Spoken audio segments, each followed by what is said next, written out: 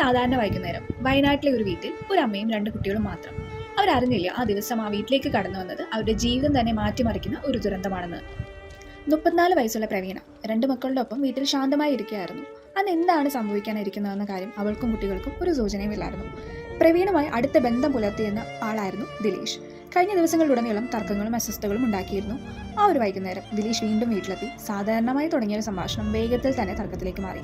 ചില നിമിഷങ്ങൾക്കകം സംഭവം നിയന്ത്രണം വിട്ടുപോയി. പ്രവീണയ്ക്ക് ജീവൻ നഷ്ടമായി.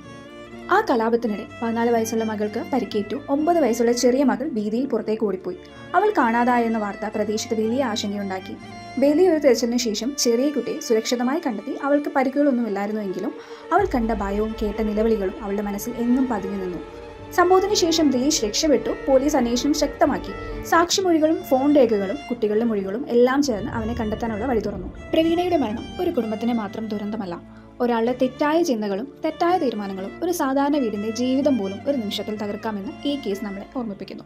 കൂടുതൽ ക്രൈം സ്റ്റോറീസ് അറിയാൻ വേണ്ടിയിട്ട് ചാനൽ സബ്സ്ക്രൈബ് ചെയ്യൂ. Stay tuned. Thank you.